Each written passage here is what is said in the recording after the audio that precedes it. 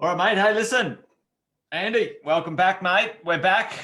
We haven't been here with the crew and for a week or two, but we're back with our schedule. Welcome back to Wine and Wisdom, everybody. Hopefully all our technology goes well today. We've got a few little surprises hooked up for you. We've got a bit of news to share from the past couple of weeks. Lots going on, Andy, out there in the marketplace. So pretty pumped about that sort of stuff for everyone as we go along. But making sure that we get ourselves organised. Mate, you've got a little bit of an intro to share for everybody in the... Mate, that's it. We'll get into it.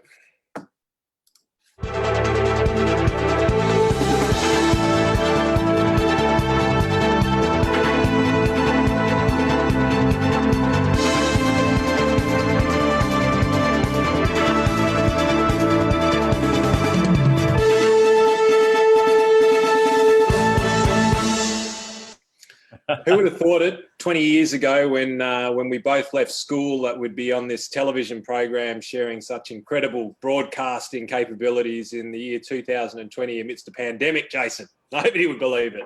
Mate, I tell you what, you and I have been having a good time when it comes to some boys with toys, let's say it, when it comes to our technology and stuff. But, mate, my teachers wouldn't believe if they were dialing in right now about what we're up to. I'm quite sure that's one thing I can tell you, mate.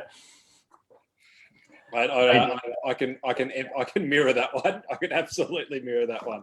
So, mate, what's been happening in your world this week? Well, listen, mate, I'm pretty pumped about what's going on out there in the world of real estate because there's some things afoot. There's some changes afoot which are really positive for property investors, and I'm going to go ahead and I think it's this one here actually. Share my screen, and I'm going to sort of hide myself up here in the corner. But really, what's going on out there in the news, gang, for us as property investors? Well, the Treasurer, Josh Frydenberg, has said, right, that's it. We're going to get rid of this restriction when it comes to lending. Yeah, chopping it off, Andy. I'm pretty pumped about this one. I think this is going to, add some pretty significant value, make that a bit bigger for everyone.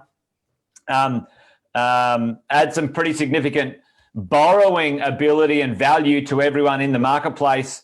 And it's certainly going to unlock investors' ability to get going, because owner-occupiers were still taken care of, but investors were paying the price pretty significantly when it came to borrowing. I've talked about this one a couple times, and you and I might have had these conversations 50 times really in the last 2 or 3 years. Lending since late 2017 had become more difficult, literally for a good 2-year stint, and probably to the point where I was pulling my hair out and redoing strategies for my clients. Really, I did a live video. It was only probably 4 to 5 months ago where I said, a client, an everyday property investor buying 10 properties, it's over. It's never going to happen again. I called it. I was a bit down on the dumps. I'm like, it's not going to happen. We need to change our strategies. I don't think we're going to get back to 10, but I think this move for property investors is going to get us back to around the 6 to 8 properties, or around that $3 to $4 million worth of real estate, Andy. So I'm pretty pumped about this. The rules are going to change. It's not in law yet, but this law, which was imposed by the Rudd government many years ago in 2009, after the subprime loan crisis, really didn't actually have any teeth, any biting power, until APRA got involved in 2017, the Royal Banking Commission, and they really revved it up. They dusted the big thing off and said, right, that's it, gang. We want to make this thing work properly. And they really went to town, and it put the skids on the Australian lending scene. And also it actually put the skids on the Australian property market when it came to property growth. A lot of people didn't even notice, but property prices actually dropped in 2019 in general, close to 8% across the country from their momentum in the previous years. So mostly that was in Sydney and Melbourne in the house market because of the lending issues. Many other markets still continue to grow. So I'm really excited about this. I said this the other day, I'm all Big Kev about this one. If you remember Big Kev, Andy, a few people do. I'm all Big Kev about this resurrecting of just sensible lending. It's actually gone the other way. It's actually stupid, and it's time to get the ability to borrow back on the agenda. And it looks like this will come in March, which is exciting because that's going to unlock some real opportunity in the marketplace, mate. So I'm pretty pumped about that sort of stuff as we're going along. So, what are your thoughts in that sort of space, mate? You get exposed to this stuff a bit. Where do you think it's going to maybe improve or cause some havoc? Mate, well, let's just salute the well-spent money by the government to do the Royal Banking Inquiry.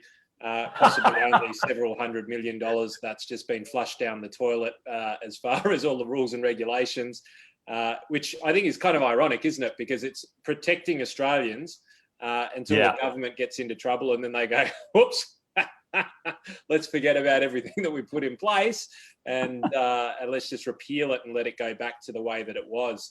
I think that there is, and it's no more relevant and prevalent than what it is now as far as the political position is within Australia. And I don't want to get too political, but the Royal Banking Inquiry was one that was, trying to protect people, but there's a difference between a protectionist government and a good government with good regulation. And what we're probably seeing now, and it's quite contentious, but I'm down in Victoria, right? We're seeing a huge amount of government policy and over intervention into our lives. And this was, the Royal Banking Inquiry was another example of where they tried to protect too much and tried to take too much control of an area that really they shouldn't. They should allow markets to normalise, and they should allow markets to go through the normal market cycles, because the more that they intervene in this stuff, the more that they screw it up moving forward. And we were pretty good through the GFC as a government. We didn't intervene too much as far as fiscal or monetary was concerned, so we kept our powder dry for now. But we're really pushing that dangerous boundary of becoming too much of a sort of almost totalitarian type of a communist regime or government regime. And I say that a bit tongue in cheek, but mate, I think it's good to see that get loosened up again. And I know that, it was back in the day when Molly Meldrum fell off a ladder, and then in Victoria, they tried to mandate bloody bicycle helmets when you get on a ladder. It's like, buyer beware and be educated in what you do. And so, mate, I'm quite happy to see that come back. Yeah. The effect of it will be interesting. I still think that the banks will be very cautious about how they lend because they've got their balance sheets to look at and worry about at the moment. But, mate, I think it's a step in the right direction, and hopefully we see it. But what we know is the banks don't move quickly. It'll be a little while before we see that come into play. Yeah. And we were talking about this one the other day. I don't know if anyone listening in paid too much attention, but massive fine the other day. Westpac, $1.3 billion. And you and I were laughing. You were like, the share price went up the next day. And I remember calling you, Andy, what the fuck? What? And you're like, well, they know what the cost is now. Now they can get down to business. They can put it in the balance sheet. They can write it off 1 year, and then they'll be right the next. It's an interesting one. It's a bit funny, and a couple of comments coming through from everyone online, like Ian saying here, people need to be more responsible for themselves. And I completely agree. It actually frustrates me. It frustrates me that, the government, the intervention was almost like, cotton wool intervention, Yes, we got to have some codes of behavior and ethics by professionals. I'm massive on that. You and I belong to industries that often attract some, maybe some people who aren't necessarily out for their clients as the first port of call. And, there has to be some codes of behavior there. But at the end of the day too, customers, you can choose to have a Wagyu beef or you can choose to pay your mortgage, and if you choose the Wagyu beef, then you deserve a kick up the bum, that's really at the end of the day, as far as I'm concerned, pretty important as we go along. And Alison's sort of saying, people need a bit more financial education. That's why we do this Wine and Wisdom, Andy. That's why you and I love what we do. Our passion is, rooted in education, and helping people around their financial literacy and taking it a little bit more seriously. Yeah. Yeah, but so the other, and I agree with the comment. People do need to be more educated, but you can't have it both ways, right? So you can't get rich quick and expect to do it while remaining completely ignorant to what you're doing. No. Right? So if you're going to take big risks, and I always talk about this when I talk with my clients about property, and I don't talk about it much. I refer to you guys, but when I say, look, how long did it take you to figure out your car? And I don't lead them into discussions. What car Chase, what car are you driving at the moment? Me? Yeah. A Porsche Cayenne. So when did you buy it, and how did you choose it? Well, my first one, I bought my first one in 2007, and my recent one probably 3 years ago. So the one in 2007, what was it up against? What were you picking from? Range Rover. That was it at that point in time, and probably the Mercedes. I can't remember. I think it was an AMG. Remember the really grunty looking. Yeah, I remember it. Yeah, the G63 probably. Yeah, did you take them all for a test drive? I did. Yeah. How long roughly did you spend deciding on your car? Well, probably 20 minutes in each of those cars. Maybe 20 minutes in each of the cars. So probably 3 weekends worth of research. So here's the thing: 3 weekends worth of research, probably countless amount of time on the internet. Yeah. If you're going to buy a property, doesn't it make sense? So your car, you're going to add another 2. You're going to shift the decimal point a couple of spaces to the right. So wouldn't it make sense that if you're going to spend 100 times the amount, that you spend 100 times the amount of research to do it? And for me, what I've seen a lot of people do in the property space is they jump in, they go, bang, that's it. And it's like, hang on, dude, you just dropped $600,000 or, $750,000. And just walk me through your decision-making process. Oh, well, I met this guy and they said this, and then he introduced me to the broker and it's done. I'm like, get out of town. So I think, people need to be responsible, and it's not the government's responsibility to get in and manipulate those sorts of circumstances. Yeah. And I'm not going to call it idiot-proof, but we can't idiot-proof the economy. Otherwise, we will be walking around in cotton wool. Well, that's the world of, an entrepreneurial capitalist system, right? You have to have opportunities and risks that people take, that it's calculated, you employ people, you've got a product, you've got a business, you want to grow something, I'm a big fan of that process. I've benefited from it over the years, certainly learnt a few harsh lessons over the years, making sure that we self-educate, Andy, in that sort of space, understanding how to run a business and those sorts of things. And literally the same thing, is what I say to my clients when they want to buy property. Do your research, understand this is a 15 to 20 year journey. The first property you buy won't be the same as the last property you buy. Hopefully it'll improve as you go along. And sometimes, the first one you bought, you'll probably get rid of because it wasn't purchased well, and you'll replace it into the future. So we talk about those ones all the time. So, but yeah, mate, listen, a few other little things in the market, in the world. It's interesting. There's this 2-speed property world going on right now, there's Sydney and Melbourne, which are flat. There's no disasters looming at this point in time. I still think we've got a little bit of shakeout to go, but I think everyone's kind of not expecting anything other than a bit of a shakeout in Sydney and Melbourne just because of the pricing. with this easing of lending, I think that's actually going to help. It will help. It'll help distribution and access to sellers for genuine people who need to sell. So I think that's going to be quite good. However,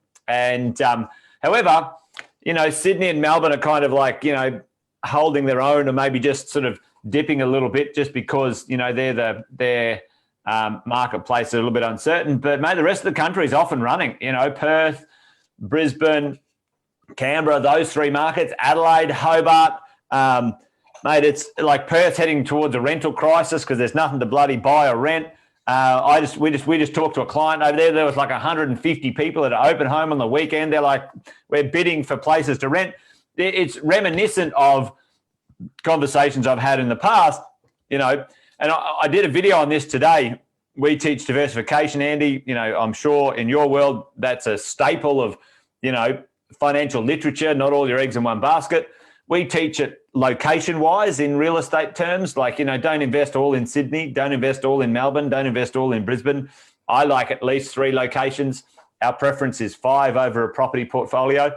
But, at the end of the day, if you owned property in Sydney, but you had 1 in Perth and 1 in Brisbane and 1 in Canberra, your other markets are performing even in the middle of a pandemic and probably one of the biggest financial crises we've seen, maybe even ever in our economic times. So, interesting times there, mate. And, and really it's playing out in vacancy rates around Australia. So if you have a look, this is the one, it really is at this moment in time, having a bit of a look here. If you have a look at Sydney, the vacancy rate in Sydney and Melbourne's really the only one. The vacancy rate has sort of gone up quite significantly from quite a low vacancy rate, which is 2% to 3.4. But if you have a look at the rest of them, Brisbane down, Perth significantly down, Adelaide vacancy rate down, Canberra vacancy rate down, Darwin vacancy rate down, Hobart a smidgen up, but still under 1% vacant. When you look at like, because everyone's leaving Victoria, Jason. They're migrating north, south, east, west. They're going everywhere. We're out. Interesting times. Anyway, my point of the communication is, often the information that gets the most airtime at times like this is the negative stuff, because that's what the media likes to promote. That's the article that gets read the most. But shiver me timbers, the vacancy rates have plummeted in nearly every capital city of Australia other than Melbourne. What does that mean? If we didn't have COVID right now, how would you interpret that as a property investor? And you'd be like, whoa, this thing's blowing up. Everything's going mad here. I'm going to dive into those markets. You know what I mean? So it's an interesting one to make sure that, we keep an eye on. And last but not least, this makes me laugh. This was from Westpac, right? Not 4 months ago, they're like, oh, the world's going to end, 30% drop. And now, like 4 months later, they go, no, mate, she's going to go up. Like, I don't know. It makes me laugh, Andy. It makes me laugh. This sort of stuff, like, how can you be an economist and just make wild claims in the positive or the negative, and often 99% of the time be fucking wrong, plucking it out of your bum, and still have a job? Anyway, it's an interesting one, but they went to school and they got a doctorate. That's the reason why. That's the reason. They ask no questions. You feel at times you just feel like this, don't you? Yeah. That was a train wreck the other night, wasn't it? Anyway, yeah. Bloody hell. Well, there's a few people having a bit of a shout out here. Nev, how are you, mate? Good to see you. Vivian, Simone from the sunny coast. Say hello. Justin, James, Shay, she's my favourite. My wife, by the way. Shay, she's dialed in. She's very nice. Emily, Ian, Alison. Don't forget to say hello to Mrs. Fenton. Mrs. Fenton. I'll try not to swear tonight.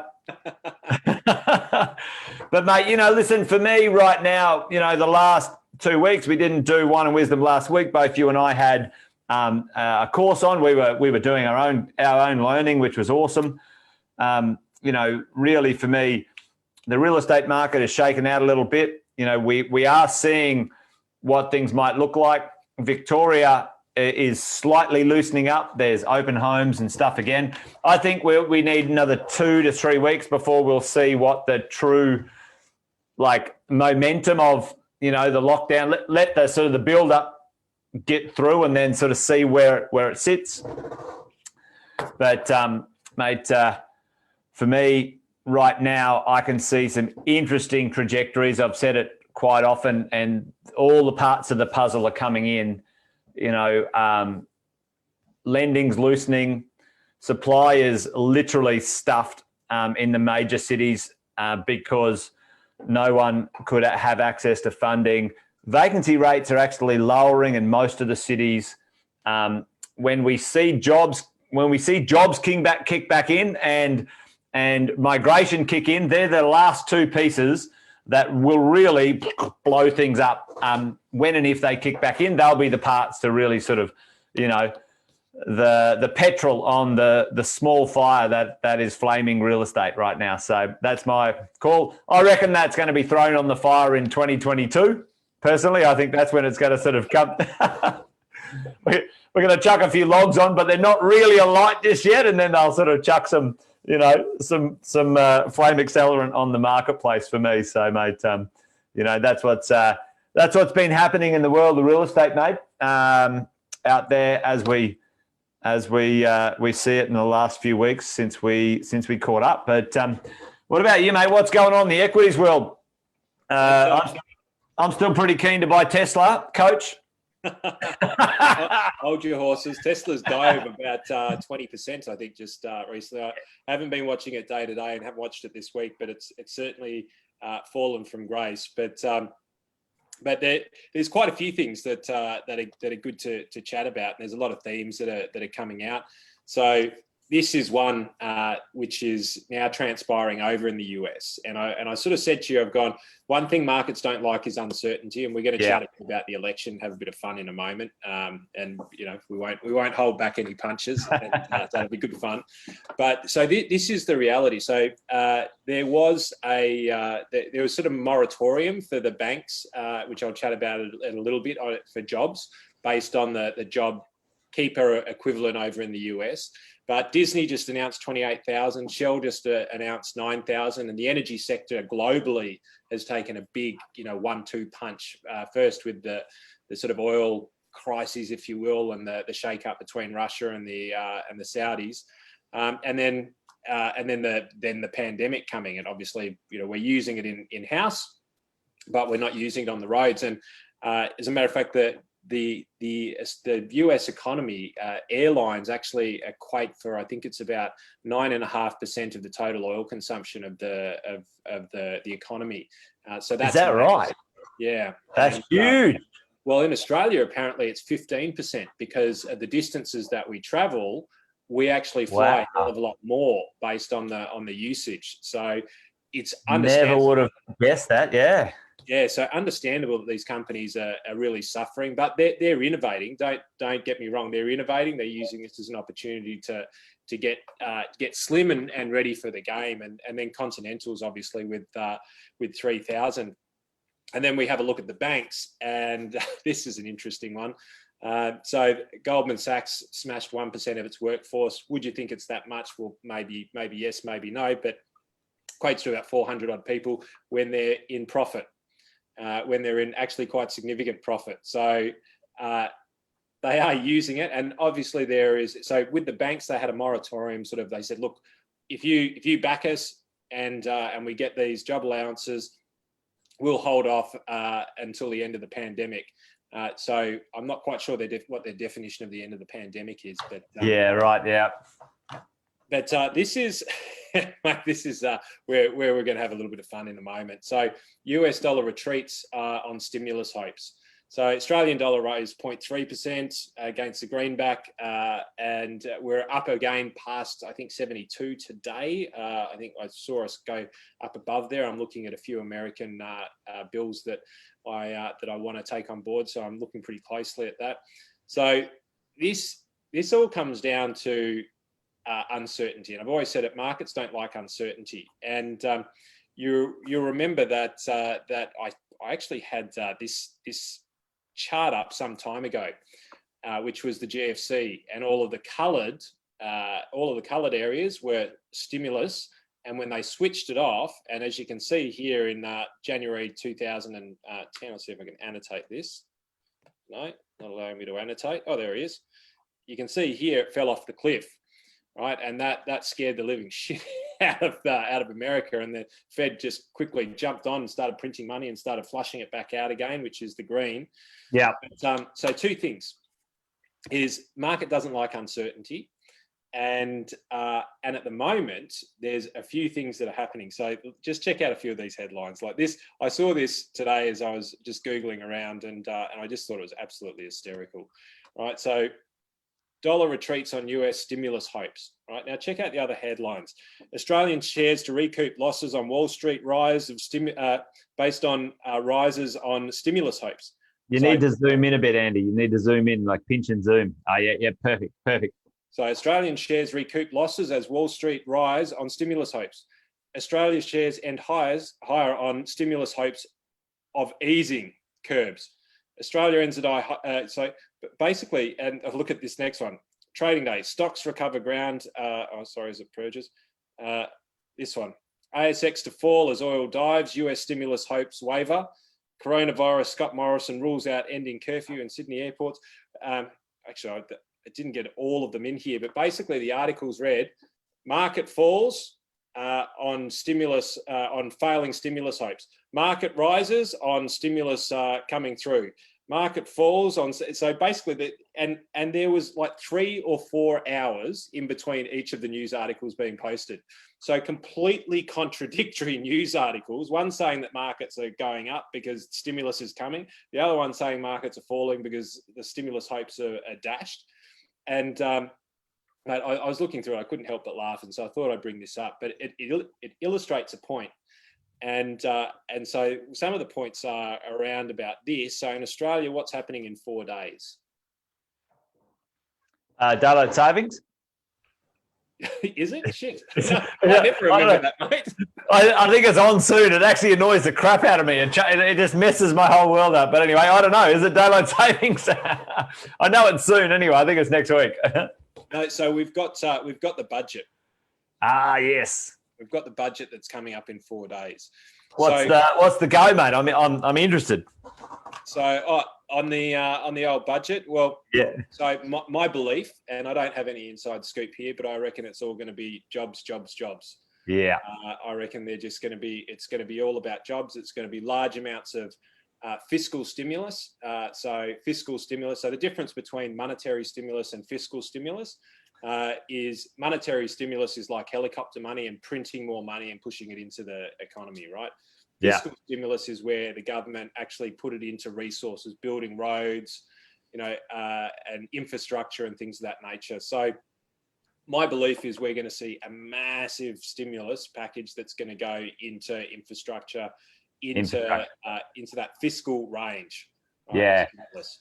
Well, I pulled this one the other day, and it's interesting. Like, there's been huge talk about these infrastructure projects, and they haven't awarded any of their contracts just yet. So, if you have a look at the last 2 years, 2018, 2019, the government has been going pretty hell for leather on. Let's get some infrastructure in play. Some of the biggest infrastructure projects, in Australia's history, were approved and awarded in 2019. The biggest one in Victoria's history, the rail crossing, stuff, putting it underground and taking it, that was the biggest infrastructure project in Victoria's history. Last year got awarded and actually the year before and was well underway.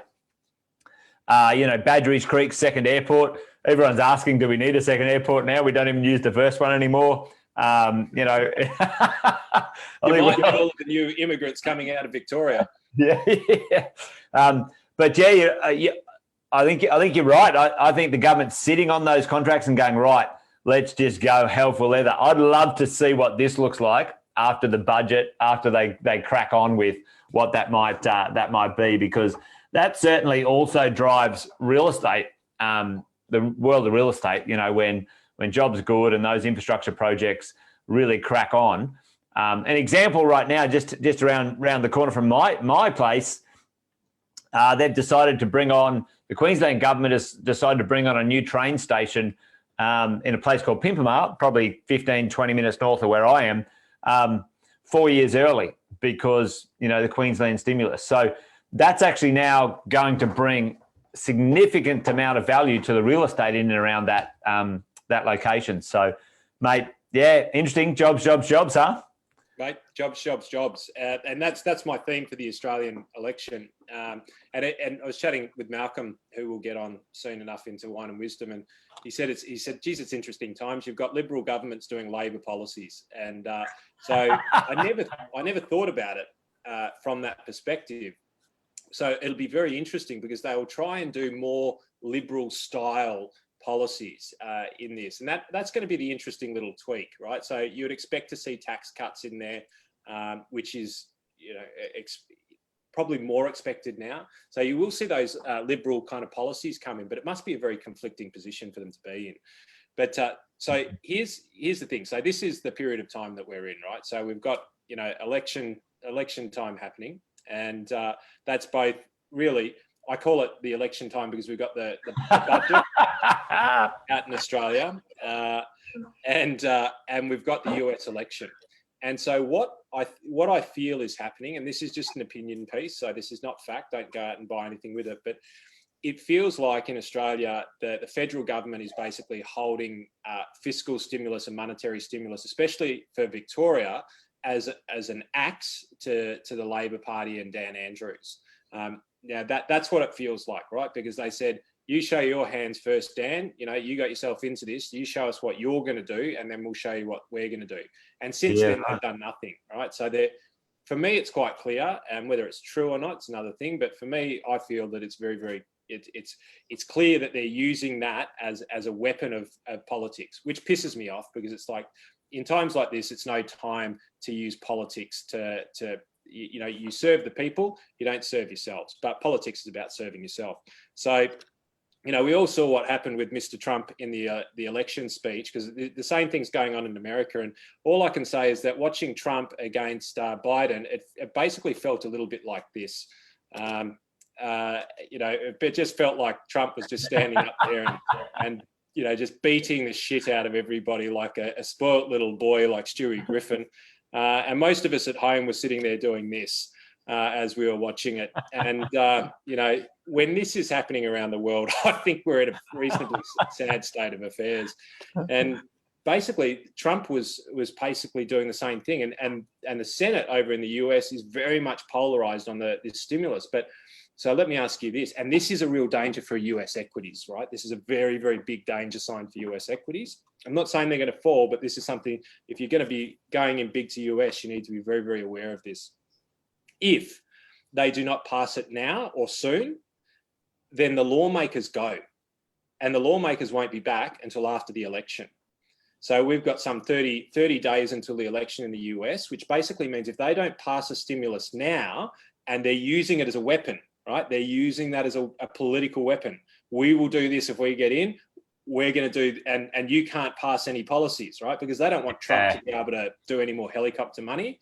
Yeah. So I think it's unlikely, and I'm not a political journalist by any stretch of the imagination, but I think it's unlikely that you're going to see a big stimulus. And based on the fact that I just said that, it'll probably drop tomorrow in the biggest you've ever seen, right? And if they do, we'll be on like Donkey Kong, because what we do know is that if they stimulate, and markets have been jumping up and down with the news of stimulus versus no stimulus, so on and so forth.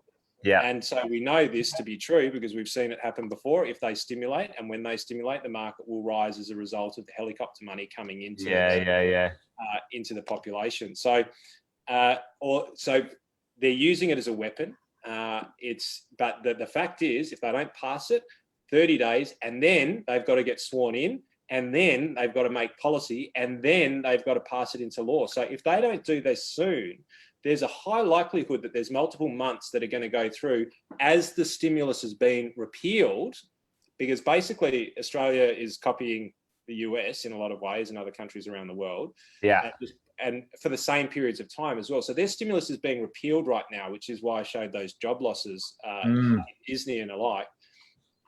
If they don't put a stimulus through, and they've got to get it through the Senate, we mightn't see any money come through until after the election.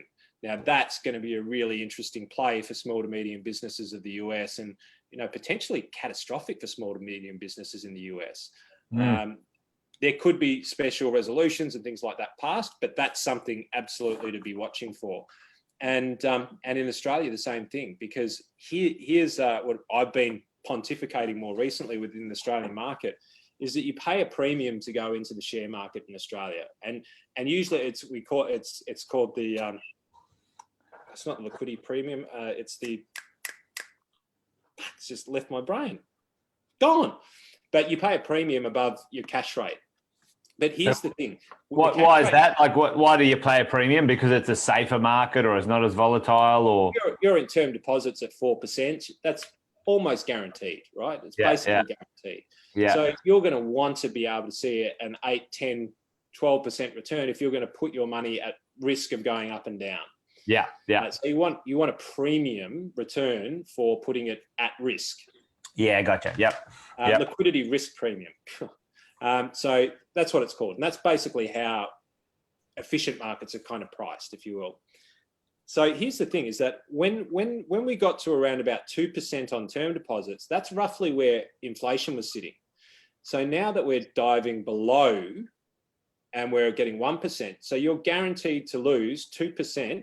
You're guaranteed to lose 1% going into term deposits. So there's two things that happen here. You only hold money in cash if you believe that you're going to end up in deflation, which means the costs of goods come down significantly, or costs of goods come down. So if you hold money, the value of your money, the money that you've got increases in value because milk becomes cheaper, petrol becomes cheaper, computers become cheaper. Yep. But people don't believe that deflation is actually going to take place. So what it's doing is it's pushing money into the market. So what we've got rates now guaranteed to lose money in cash, people going into the markets, which is a good reason why US has just gone absolutely berserk, but there are some strong fundamentals over there. And then you've got this very confusing period of time where there's a lot of political grandstanding. And for me, I'm excited from it because it presents a whole lot of opportunities, because let's face it, people are not, once they know it, not going to be putting their money to guarantee to get losses.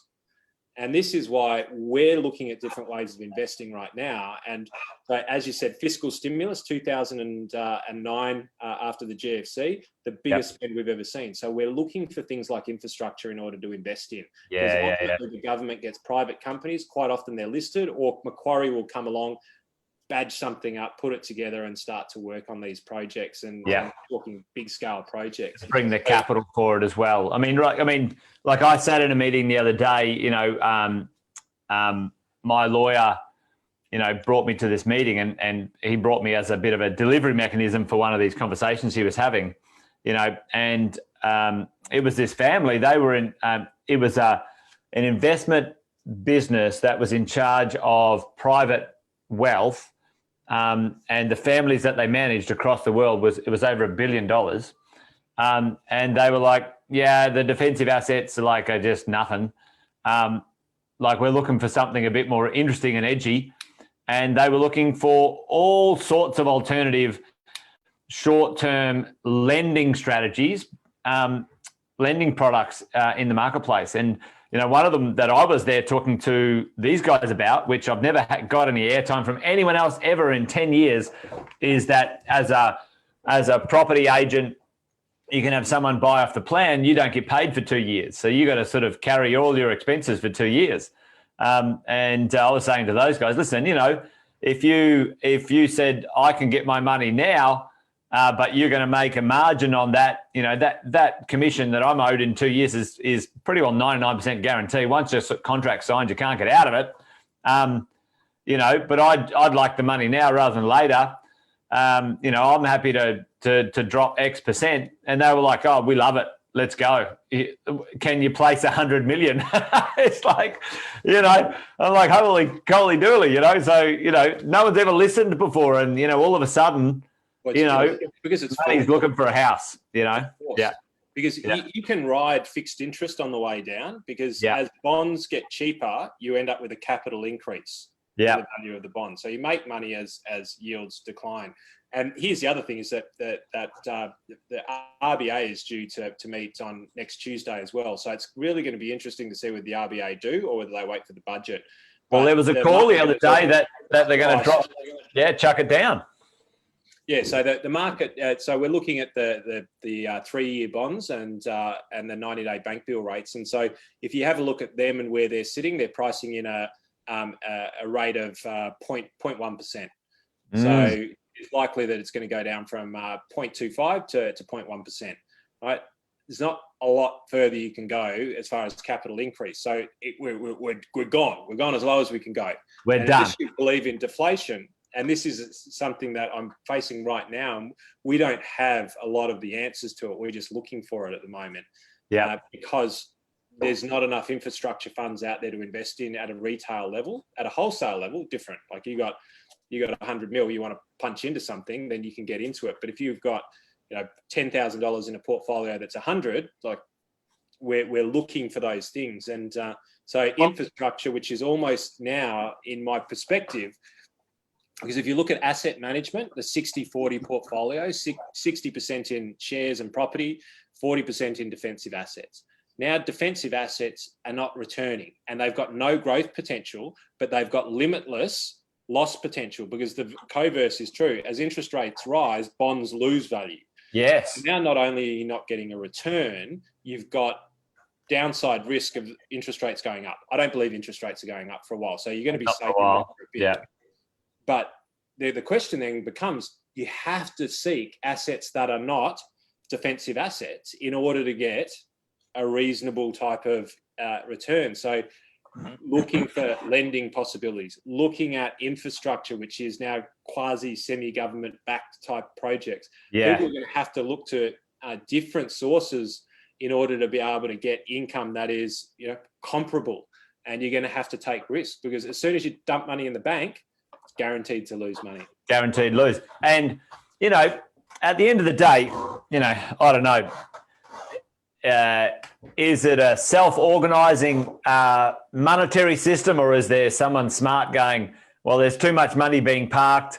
We need it to be in the system, flowing around for jobs and activity. I mean, at the end of the day, that's what the system needs, right? It doesn't need the money sitting around doing nothing.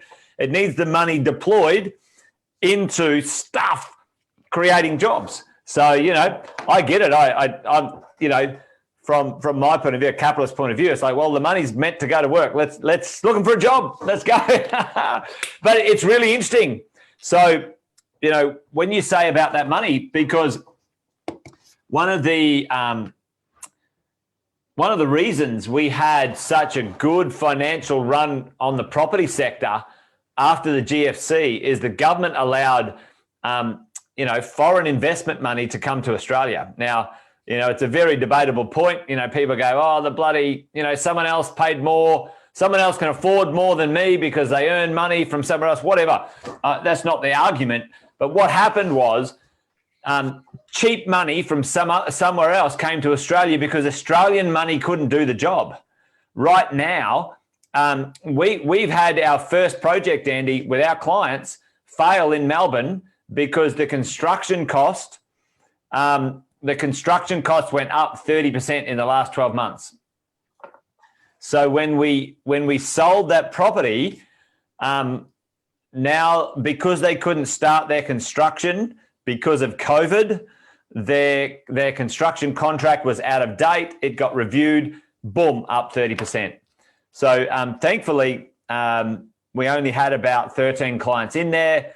We had very solid contracts. We got the clients out. We've rolled them out. They haven't lost a cent. Some of them, may have thought maybe an opportunity cost there, but we've got them another opportunity. But the problem is the expenses have gone up to deliver real estate, and the money to borrow in the Australian system, because now foreign investment in that asset class is actually penalised, is now limited.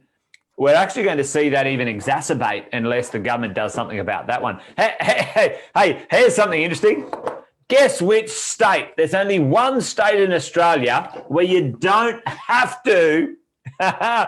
You do not get penalised for being a foreign investor at a 14% premium, a 14% fee. Every other state, 14% on top. Which state do you reckon? Is it a state or a territory? Well, it's a territory. Yes, let me be accurate. Which state or territory in Australia that if you're a foreign investor, that you do not pay a 14% premium on the price of your property? On the price of the property? Mm-hmm. I've narrowed it down, right? It has to be one of the two. I'm going to go the ACT, and I'm going to say from a political perspective, but it would make sense to be Northern Territory as well, because it's such a it's the ACT. The ACT, brother.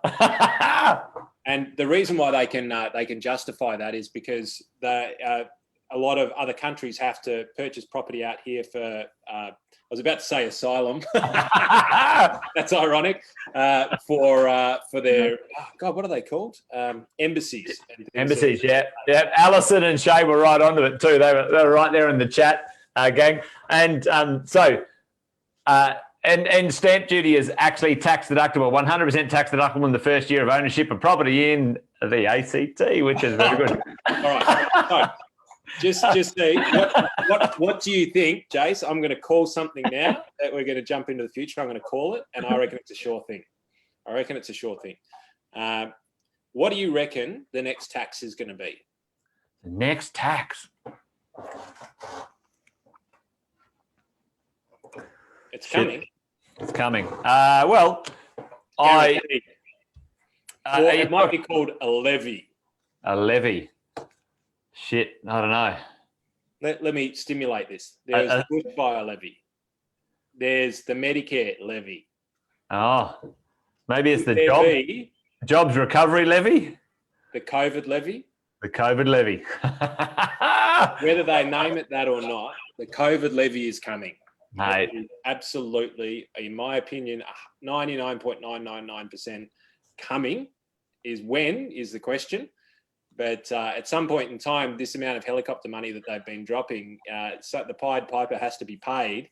Otherwise, the politicians can't get paid. And if the politicians can't get paid, they'd stop working, and Australia would probably start working well. Speaking of being paid, my friend, and jobs, while the private sector has slashed employment, the public sector has put on 22,000 jobs in the last quarter, and a lot of them have landed in Canberra. Hence why my world, we've launched a couple of projects in Canberra, which brand new properties renting at 7% yield. We're pretty happy with that sort of stuff in Canberra. So, do you know why that is, Jace? Because they earn the most in Australia. They can afford it. So one of the I'm going to drop a hypothesis here as well, and I'm going to jump on Defence Force spending. And I think that a lot of that is actually landing in contracts that need to be geographically located in our nation's capital. Yes. For the political side of the equation. So there has been a huge amount of money dropped into defence. Like there's been a lot of deals that are not televised. You have to sift through paper. You've got to sift through policy and stuff that's just not making mainstream media at the moment because I guess nobody cares. But there's been a massive spend in the Defence Force sector. And I don't know that that's the case, but I'm going to hypothesise that's it's a good potential as to the reason why that's happening. Well, I think I remember Alison is listening right now, and I'm pretty sure, Alison, do you live in ACT or you know a bit about the ACT, Alison? I think it was Alison who said last time that there was a lot of Defence Force personnel who there was not enough accommodation on base down there, and they had to seek, private accommodation. So, looking for a job. That's it. Defence Force. Well, little tidbit there. I actually built a climbing wall and a flying fox at Duntroon in Canberra many years ago. That was about 25 years ago. Back in my day when I used to have a different job, it was a lot of fun. But there you go. But mate, so let's just rewind a little bit, because one of the things I want to share with you is this. Is because you were talking about investment in Australia, foreign investment in Australia, and that's how he got onto the ACT. So yes. If we have a look at this is a sleeping giant that nobody's talking about as yet, right? Quite world-renowned, safest banks in the world, AAA rated still, and we're getting onto some shaky grounds like the rest of the world, but it's relative, right? Which banks? Australia's banks, right? AAA rated still, right? Yep. Yeah. Well, I mean, we're the top 3 or the top 5 banking systems in the world. Yep. So when we see now, look, we're not back at parity, but we're 72 cents. I thought it was 72. I did say that earlier on today, and it's fallen a little bit. It's jumped up. So we're actually reasonably well priced against the rest of the world right now, and probably overpriced. And the thought is that there's going to be a 6 in front of our exchange rate at some point in time by economists. So it'll probably go to parity based on that. But so this is both a good and it's a good and good thing, and it's a bad and bad thing, because the good and good is that it's making offshore product cheaper, right? Your computers are cheaper. Our manufacturing companies in Australia, when we're getting stuff from the US, it's cheaper. So this will flow through in a quarter to 6 months to a year's time. So, and this is the part that gets me excited, because this is the shit that people don't speak about, right? So companies now are getting stuff at far cheaper prices at the moment than what they have been previously. Right, so we're able to buy cheaper goods, which means that 3 to 6 to 12 months down the track, we will see greater profit or cheaper goods, right, in Australia. One of the two. Be greater profit, mate. Be greater profit. If they're listening to you, or me, it's greater profit. Take the profit, employ more people. Take the profit, employ more people. So then you have a look at some really interesting dynamics, like in Australia, and especially in Victoria, we think we're really bad, right? Because of what's happening with COVID, and we are. Like, I'm not it's terrible. The government's terrible. No, did I say that? Man's terrible. Anyway, allegedly terrible. Shake it out, mate. Shake it out. Shake it off, brother. Shake it off. I've got to have a shower. I've been talking too much politics. But here's the thing, right? So you compare Australia to the US. And we were at an event just last week, and we had a number of American speakers who came in and shared some incredible stories. And one of them, Peter Crane, I remember going, and Kerwin said, "How are you doing, mate?" And he's going, "Yeah, not too bad for somebody who's sitting around with a bunch of fucking monkeys running a country into the ground and just watching everyone torch the streets around me." Something to that effect. I've paraphrased.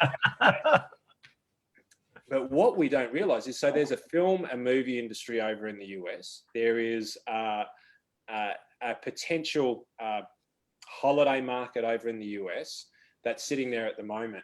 And now, even though we're more expensive, we are Mr. Hanks is here now. Is the king of Hollywood. Well, I've proclaimed him the king of Hollywood. Hanks is here now filming. If you're a Hollywood actor, where in the world would you want to be filming right now? Yeah. Seriously, where in the world would you be filming right now if you're a Hollywood actor? And let's face it, these guys don't need to get out of bed, but Disney needs them to get out of bed. Netflix needs them to get out of bed.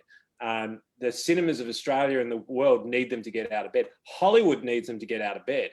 Where are they potentially going to come? They're potentially going to come out here, not now because we're cheaper, and we still are cheaper to film here, but ultimately with our COVID regime and the COVID numbers, we're a far more attractive place for them to start to come and visit. So 100%. this dollar dynamic is a really interesting one. I think that we're going to see a lot come into Australia as a result of it. We're purchasing goods at a cheaper rate than what we have for quite some time, certainly when the pandemic hit.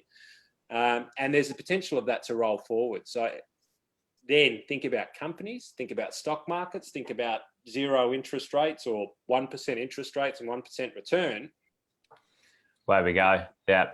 Well, I mean, one of Australia's staples of overseas migration from overseas, is our student population in Australia. So I don't know if everyone realizes this, but to become a student or to come to Australia and be a student, you have to bring money. You can't come in with $3. The average student from India brings $100,000 in Australian cash the day they arrive here, and this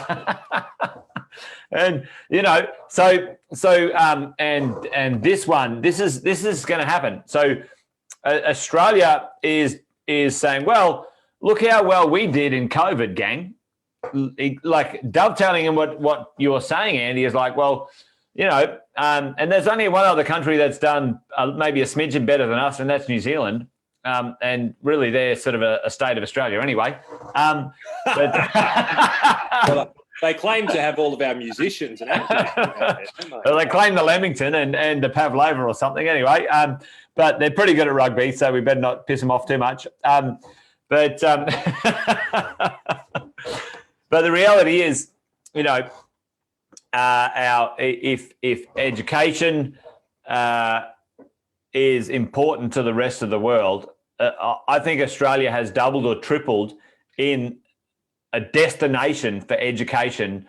Okay, so and if you were, let's say, if you lived in a not Australian, if you weren't an Australian right now and you were thinking, I'm going to send my 19-year-old daughter or son to a university, would you send them to America right now? Like, I mean, exactly. Well, what would you do? Would you say, where's safe for my son and my daughter? And Australia's the safest place on the planet right now when it comes to COVID, when it comes to political uncertainty, and a place that has a premium education. And I actually think, like I've said this, like, I believe the students will lead the population boom, and Australia, whether anyone agrees with the policy or not, the only way we can increase our population base in Australia and our taxpayer base in Australia is to have overseas migration. The government cannot afford to leave it at low amounts. They cannot. It will bounce back hard. It will bounce back fast. And it will bounce back with more money than it's ever had.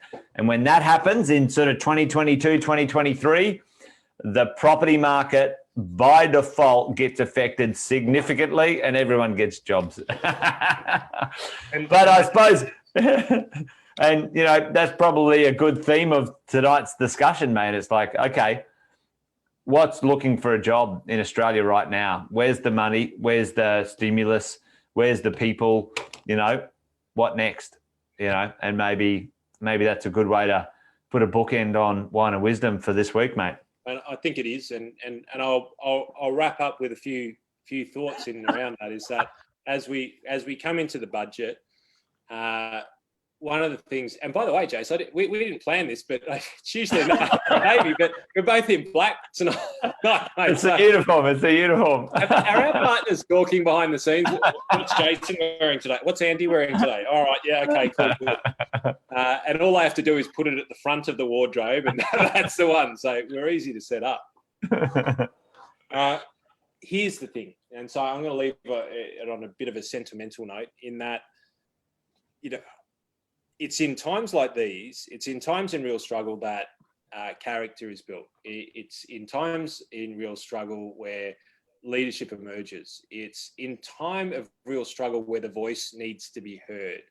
And when I talk about the voice that needs to be heard, it's our voices that need to be heard. And there'll be probably somewhere in the vicinity of 2,000 people who will watch this, and probably 1,500 business owners or thereabouts.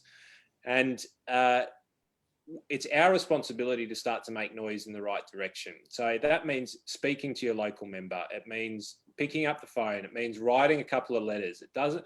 Some of us have got endless amounts of time. It's like, get off your ass, write a fucking letter, and allow your voice to be heard. Create some pressure in and around this system. And the reason why I say that is because I truly, truly hope that as this budget gets dropped and announced, that a huge amount of stimulus actually goes into green energy and green resources, and something that is perpetual in motion in some way, shape or form, or a reasonable step in the right direction for Australia.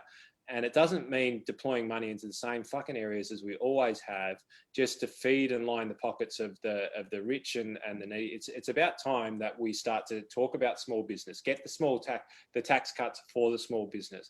It's about promoting green energy and getting us on the right track, because ultimately, if we still want to be as great as what we've been in the last 50 years, then we need to do something different for the next 50 years. Right? Because we've done fuck all in the last 10 years. And ultimately it's up to us because the politicians are not going to do it for us unless we create enough noise. And so I guess the message is that I'd love to see a budget that is full of a lot of green and technology and forward-looking things. The likelihood is that it might have some. But the one thing that we can change is actually writing to our members at this point in time. And as small business owners and as investors and as just people of Australia, pick up the pen. It doesn't take long. Type it out. Jesus, today you can use voice to text with Siri and type out the letter, but just mail that sucker off. It'll cost you about $5. But if we all do it, it creates the pressure. And what I've spoken to a few politicians and a few friends of mine, acquaintances.